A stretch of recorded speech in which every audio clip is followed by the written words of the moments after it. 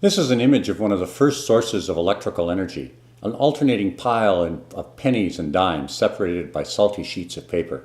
It's called a voltaic pile, and it's the basis of today's lesson on voltaic cells.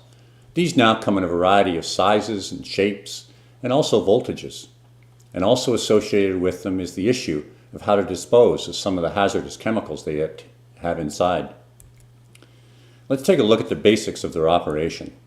First off, a battery, or what we call a single cell, is what is shown over here on the right. That's a single AA cell. Those cells can be arranged in series inside what's called a battery. There's a 9-volt battery opened up, and inside we can see 6 smaller cells, each one being 1.5 volts each, giving me a total of 9 volts. So they can operate singly or connected together. A cell converts chemical energy into electrical energy. And the cell can be thought of as made of 2 separate half cells, one containing oxidation reaction, the other a reduction reaction.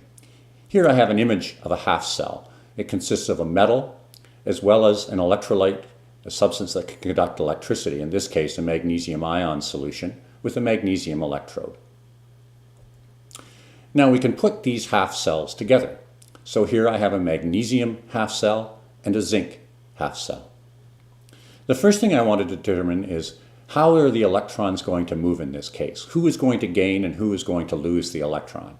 To do that, I'm going to take a look at consulting our standard potential table in the IB data booklet. I'm going to locate the 2 metals that I have involved here. In this case, magnesium and zinc. I can see that magnesium is a stronger reducing agent, meaning that it wants to lose electrons more readily than zinc does. And as a result, the magnesium is going to push those electrons over towards the weaker zinc side. So, in this particular case, the zinc will gain the electrons. So zinc ions present in the solution will pick up 2 electrons and turn into zinc metal.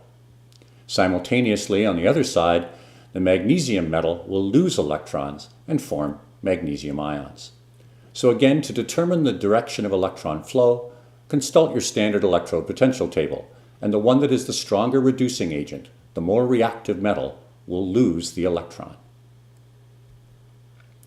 Now, I've added to this diagram something called a salt bridge, and the salt bridge performs a variety of tasks.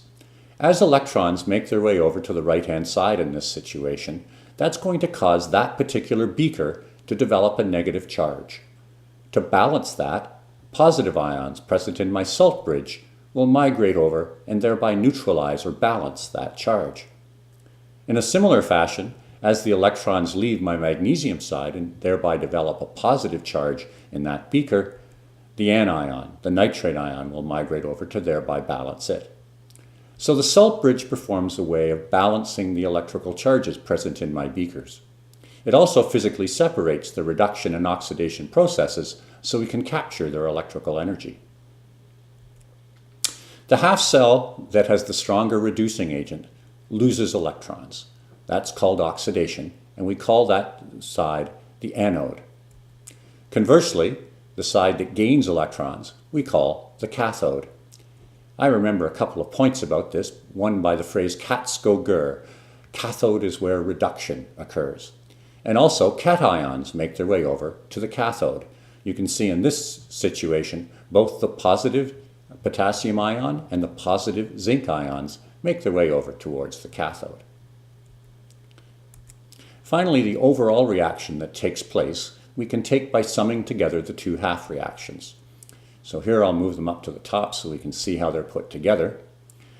I can add these 2 reactions together as they are in this case because the number of electrons lost and gained balance. Otherwise I would need to multiply them to ensure that the balance is met. So in this case, I can just add the 2 together to give you the overall cell reaction. If I change the metals, I change the voltage of my cell. This process can also be represented in something called a cell diagram. It's a simplified way of representing the diagram you see above.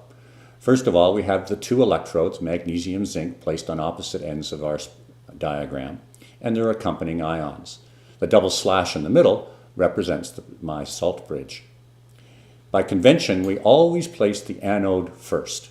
That way, as we read from left to right, we know that's the direction that electrons flow. Remember, questions are always welcome, and thanks for watching.